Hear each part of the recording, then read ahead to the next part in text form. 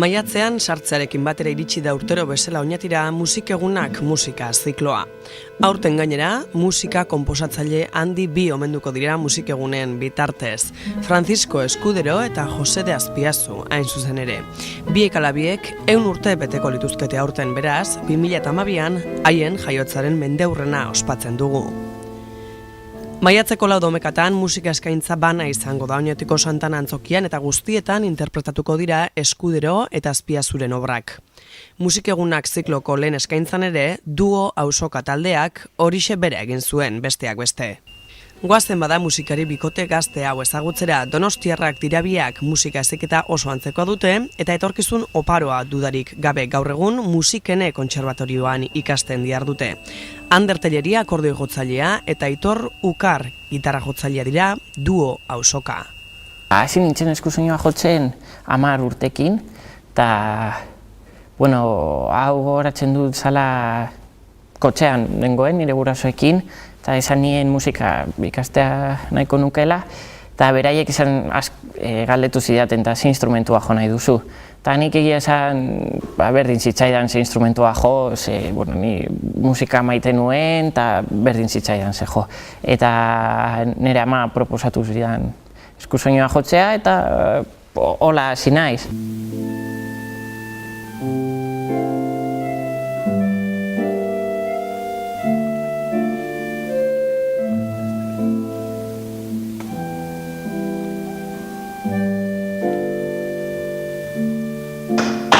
Urterekin ja harremana pertsonalagoa edo ez dakit nola deitu harreman honi eskusoinarekin, baina ja askoz gertuagoa izan dut eta ikasi nuen Donostiko musika eskolan hasi nintzen, gero ertain mailako Donostikoa ere bai, kontserbatorioan jarraitu nuen eta orain musikenen ere Donostin, beraz dena izan dut Donostin. Ni 8 urteekin edo hasi nintzen gitarra jotzen eta hasieran hobi bezala, inglesetan joan, futbolera eta gitarra da, ume guztia bezala dituzela beren ekintza jola. Baina, nahi gustatzen zitzaidan eta azkenean eukinduen irakasle bat oso asko mugitzen zela eta formatu zuen gitarra orkesta bat eta jotzen genuen Euskal Herritik juten ginean jotzea eta batzutan asteburuak pasatzea agian nunbaitera. Eta horrek azkenean asko gustatzen zitzaidan eta lagundu zidan gitarra gehiago gustatzen da.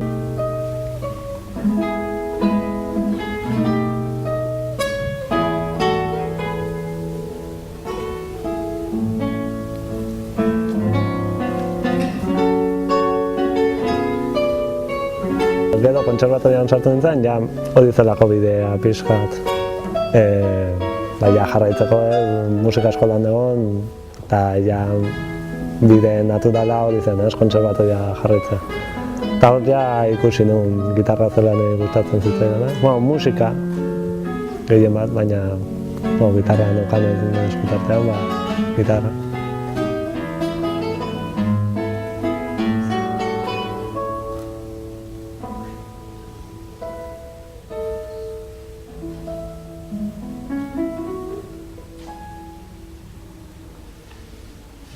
Talde hau orain dela 2 urte sortu zen eta han musikenen geunden eta biok nahi genuen egitea talde bat finkoa eta gauzak mugitzeko eta gauzak interesgarriak egiteko eta batik bat kontemporaneoko musikan sartzeko eta jotzeko.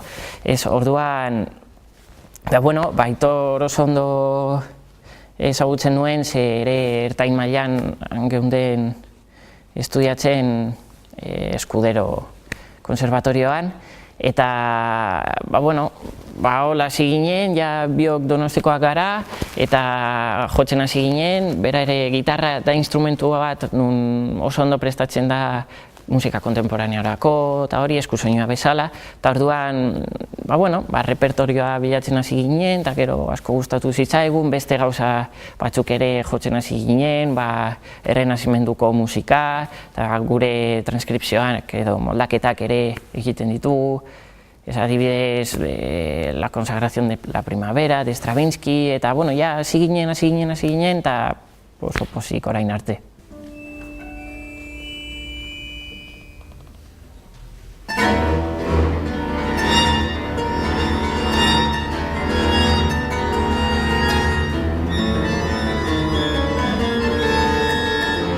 Gaurko kontzertua, egia esan oso pieza kontrastanteak dituzte.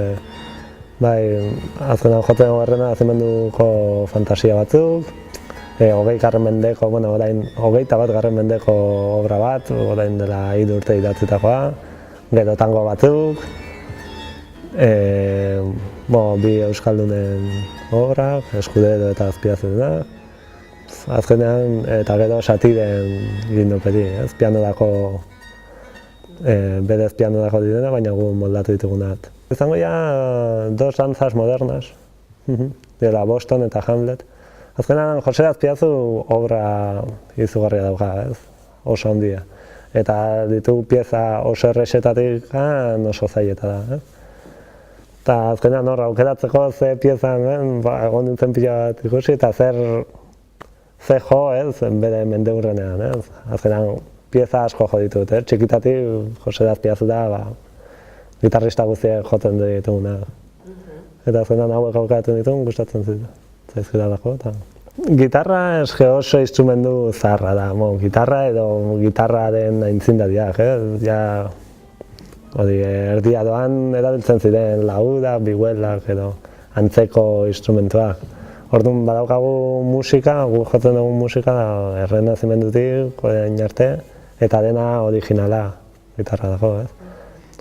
Orduan gu gehien bat, ni ikasten nahi naizena eta da musika klasikoa o musika serioagoa, popularra.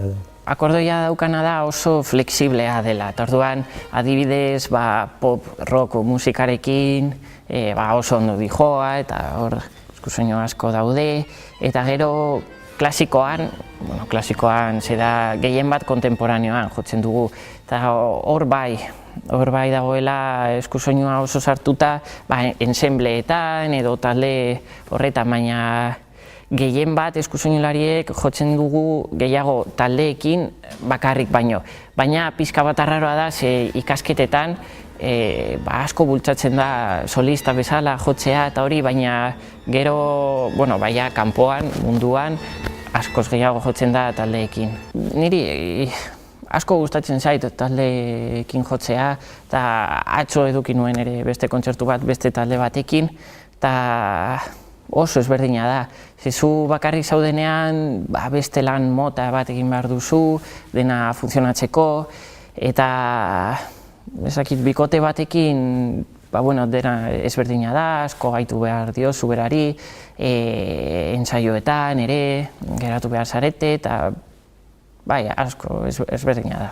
Segurunik ez gara egongo toki berdinean ikasten, baina nahi dugu jarraitu batera jotzen, agian kontzertu bat ateratzen bazaigu, juntatu aste bat eta kontzertu hori montatu, edo holan. Ez orain astero ikusten gara, astean agian 2 hiru aldiz batzutan, baina lan egiteko beste modu bat izango da, baina jarraitu nahi dugu hausokarekin. Nik beti pentsatzen dut eszenarioko bizitza dela beste bizitza bat aparte, zure etxean estudiatu dezakezu eta zure etxean agian oso ondo dijoa dena, baina musika azken finean komunikazioa da, eta komunikatzeko jendeen aurrean egon behar zara eta jendearekin harreman bat eduki behar duzu, eszenarian zaudenean.